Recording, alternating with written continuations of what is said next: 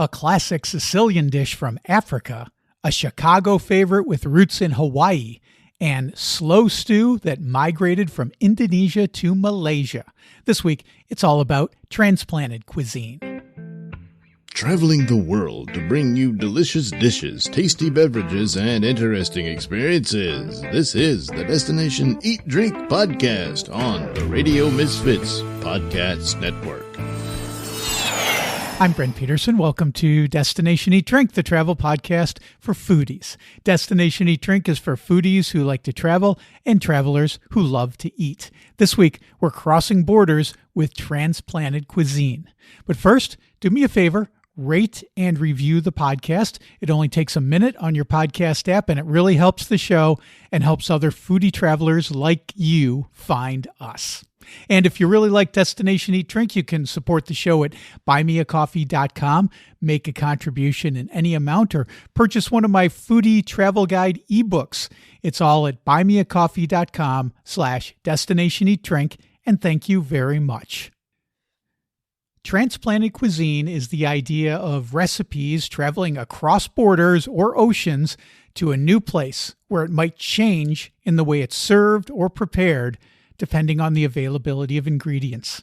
After all, food doesn't recognize borders, and I'm starving, so let's eat. Destination Eat Drink.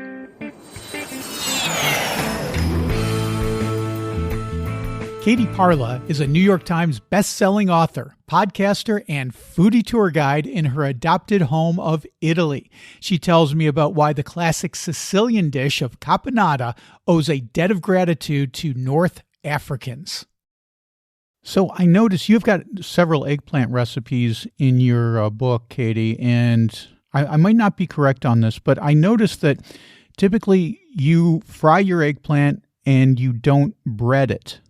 Maybe I'm stepping into something here that I'm not aware of, but talk to me about, is there an issue with breading the eggplant that you don't like, or it just didn't happen to come up in these recipes that you had? I mean, my Italian-American eggplant parm recipe is egged and bread, actually flour, egg, and bread. But I'm cooking the way that I've learned to at Sicilian tables, which is generally in an absence of a breaded coating. And of course, you'll find like battered and fried eggplant sticks in certain fritto misto presentations. But the eggplant dishes are already like, you're frying eggplant, which is an oil sponge, right? If you add an extra layer that's going to be absorbing oil, then you risk having a heavier product.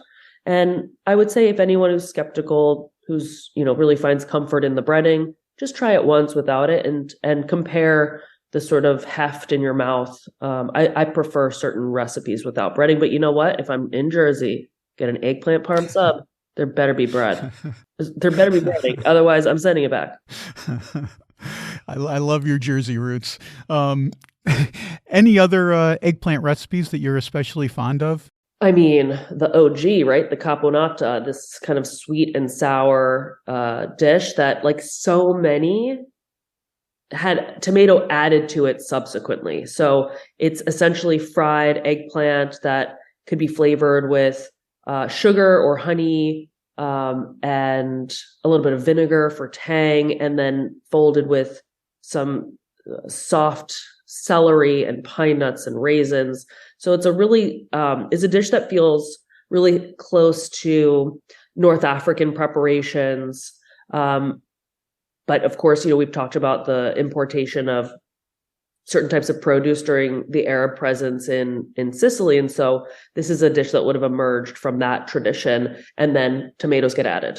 And tomatoes can kind of dominate the equation in a lot of preparations. But many home cooks, anecdotally or directly referencing recipes, will say, actually, it's the celery that would have been a major protagonist. And now that's been scaled back due to, modern habits. It's also much easier just to like open a can of tomatoes than it is to, clean celery, because we don't just often chop the celery, but we strip off the outer fibers many times. So that's a level prep that seems to have pushed people a bit away from that recipe. Monica Eng and David Hammond co-authored the terrific book Made in Chicago, Stories Behind 30 Great Hometown Bites. Monica and David tell me about a dish called Akutagawa and its journey from Hawaii to Chicago.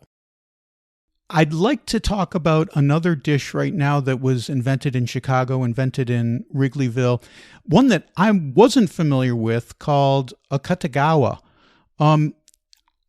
Now, when I read your book, Monica and David, I thought this kind of reminded me about when we were in Hawaii and we saw something called Loco Moco on local menus there. But if you could describe what this dish is exactly, and can you still get it in Chicago? Sure. You can still get it just down the street from me. I live in Wrigleyville at a restaurant where Hamburger King, the original restaurant that kind of created it, was. Now it's called Rice and Bread, but it's still in the same spot. But it's called Akutagawa, and it's hamburger meat, green pepper, onion, and some bean sprouts. You crack an egg over it. You kind of stir it up into an omelet, serve it with a nice side of rice and gravy. And that was the classic that they served at Hamburger King when this was first invented for customer George Akutagawa. You can also get it at the Fullerton Diner or Fullerton Restaurant, I believe, at Ashland and North. I don't know why it's called the Fullerton. Oh, maybe it's like Fullerton and Ashland. Sorry. And it was also at another diner in Rogers Park where one of the former Hamburger King chefs had gone.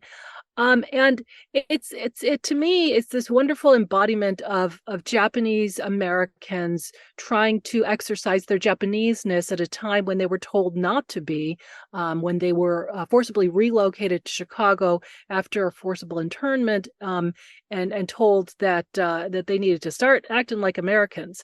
But the customer George Akutagawa, he was a Hawaiian Japanese who came to Chicago. So the whole Loco Moco connection could be very strong. It could be he was trying to recreate that here in Chicago. And it's quite delicious, too. I had a platter of it last Friday. Yeah, but these days it's served with a side of kimchi if you want, and that really kind of perks up the flavors, too. Korean owner of the restaurant. Mm. Yeah. You know, this really gives me the idea of something that I talk about quite often on the podcast, which is this idea of transplanted cuisine, which is, you know, you get a dish, it comes over to a new place, and then it gets changed around, or maybe another dish from another place gets somehow incorporated into that. And I think Chicago is really famous for that because, as everyone knows, you know, Chicago is a city of neighborhoods, and you've got all of these different cultures interacting with each other. And this kind of culinary mashup makes me think of another dish that's in your book called the gym shoe. Could you describe that for me and tell me a little bit about that? Sure. The gym shoe is Italian beef, corned beef, and gyros, all piled onto sometimes a hoagie roll with lettuce and tomato. That was one of the earlier iterations. These days, a more popular iteration is all of those meats and some giardiniera and some chopped up onion, griddled and chopped on a griddle until it gets nice and crispy, and then laid onto a roll or sometimes a big flour tortilla, and then served with what is called on the South Side. This is almost only served on the South Side. It's called gyro sauce on the South Side, which is a sort of a facsimile of tzatziki. And it's a delicious, but it's also stuff that was already in these restaurants, simply reconfigured into a new dish that people love, and that it's quite a flavor bomb. That must be why I was not familiar with the gym shoe, because it's a South Side and West Side of Chicago dish.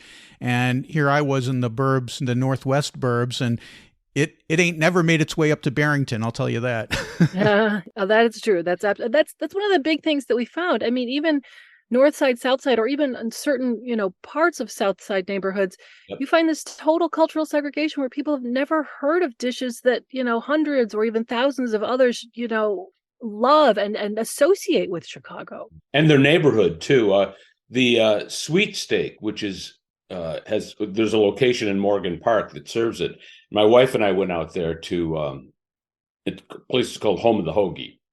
My wife and I went out there to get a sandwich. And it was interesting, but that's another story. I did meet someone from the other side of Morgan Park who had no idea that Home of the Hoagie was there. And so even within the same zip code, there's sometimes divisions between neighborhoods, certainly, and then the favorites within those neighborhoods. We always talk in Europe and in Portugal, where I live now. It's like, okay, you go to a different town, you go to a different village, and I'm always on the hunt for what the local pastry is, because every town has their own pastry. It's usually some kind of variation of an egg custard tart, like the pastel de nata that people know about, but it could be a cookie, it could be something else. But every town, I'm always on the prowl for that. You don't necessarily, it doesn't spring to mind that that a place like Chicago would be so incredibly segregated by food in that way. That's fascinating. Mm-hmm. Yeah, that was one of the salient findings of our study into these 30 different foods and a few others. Yeah, it's been an interesting ethnographic, anthropological survey. And we really think it could be a call to action for Chicagoans to get to know the other Chicagoans and the other Chicago foods well. And, it sounds kind of hokey, but, bring together some more unity and more understanding of people in a town that, still is sadly segregated. Enrica Bruno is a foodie tour guide in her hometown of Palermo. She tells me about a famous street food in her city that comes from Arab invaders, plus a dish brought to Sicily by Jewish people. When I'm visiting Sicily, the thing that comes to my mind is how different the cuisine is in Sicily from the rest of Italy. And I think that has a lot to do with the different influences that Sicily has had, all the conquerors that have been through there through all the years. Could you talk a little bit about how some of the different peoples who have blown through Sicily and Palermo have influenced their cuisine? What are some of the dishes and ingredients that they've brought to your city? Yes, of course, definitely. Sicily is, you need to consider Sicily like a different continent comparing to the rest of the mainland. Because Sicily has a different history. Sicily has been dominated by everybody, more or less, because of our strategic position in the Mediterranean. So Sicily has been like a bridge between North Africa, Middle East, and the West. So food is a reflection of all the different dominations that Sicily had.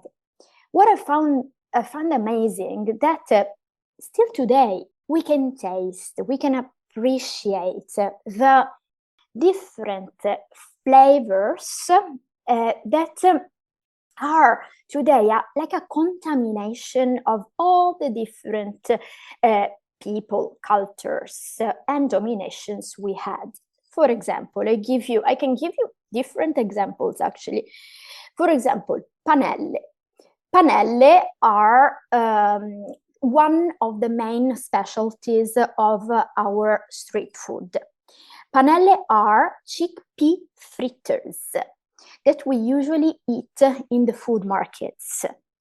Panelle are flat. Imagine like flat chickpea chips. All the legumes, chickpeas, lentils, beans, were imported here by the Arabs. Okay, so and the legumes were like a very good source of proteins, to absorb, to eat some proteins for those people, poor people in the past, who couldn't afford the price of the noble parts of meat, for example. Another great dish, which is the result of like a contamination of like a different culture is the spleen sandwich. Many people don't really like to try spleen, but actually it's a very interesting dish that comes from the Jewish heritage, because it's a cow spleen, cow lung, and throat cartilage that were like recycled by the Jews and sold to the Christians. So it was also for poor people a good way to get some proteins from the poor part of meat. It was a good way to make money for the Jews.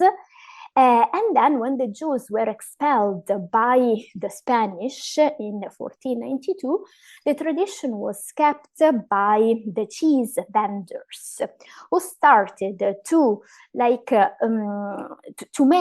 sandwich with spleen and caciocavallo cheese, which is a local Sicilian cheese. And they started also to fry those different parts of meat in the pork lard.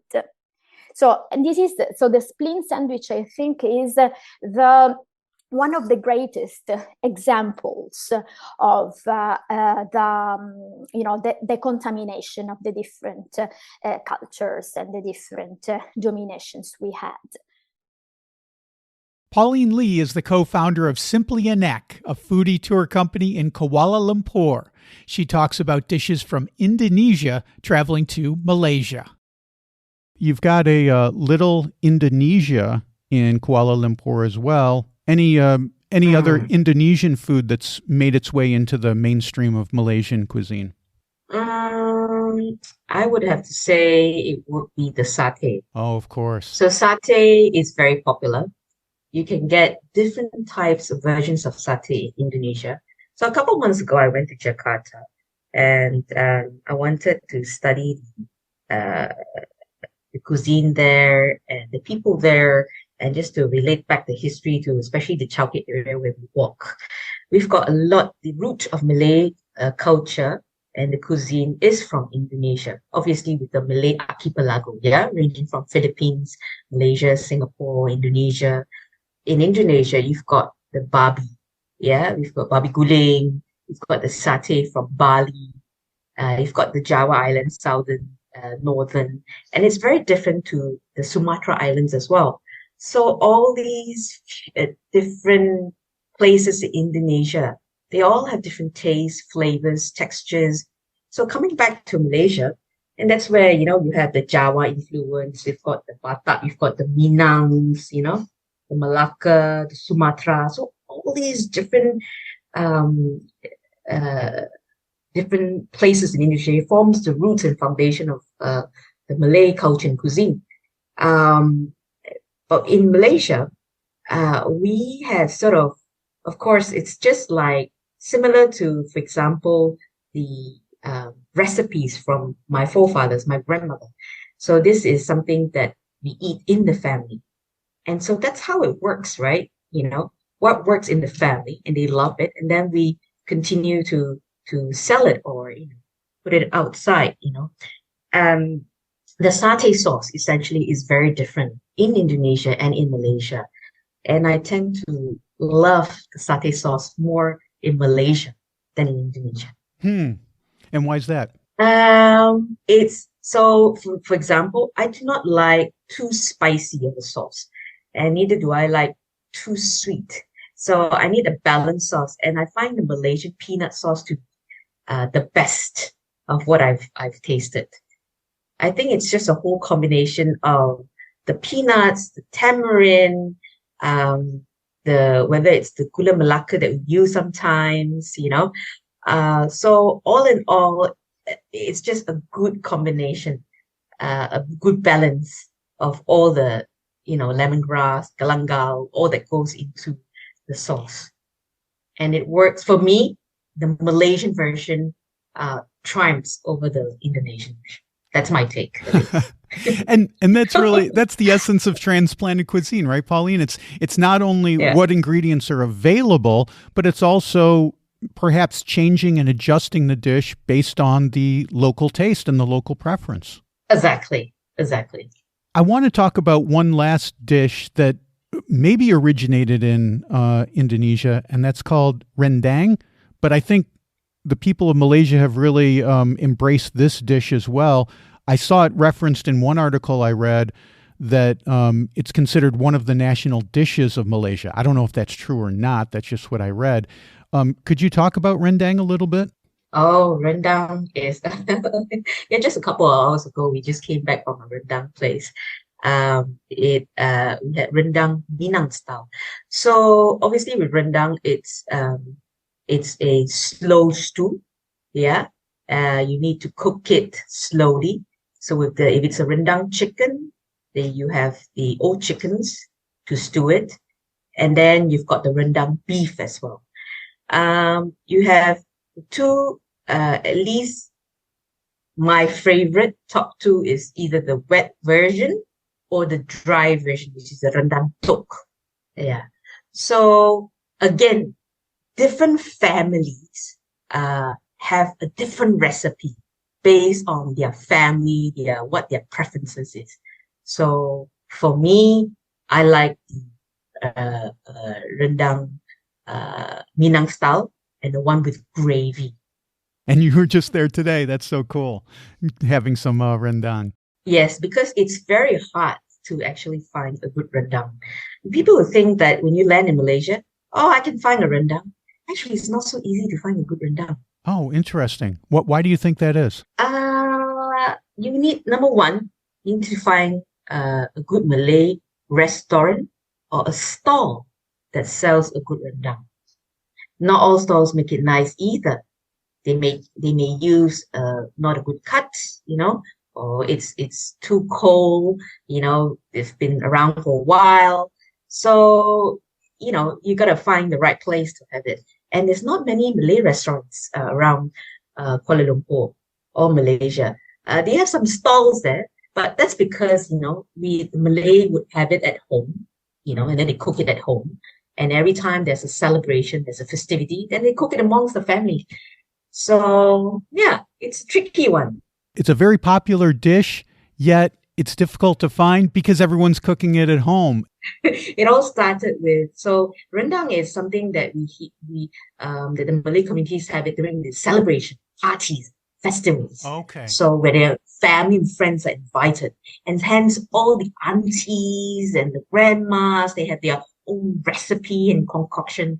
So they make some of the best rendangs. Mind you that if you go to Penang, it's not so easy to find a place to have a good rendang either.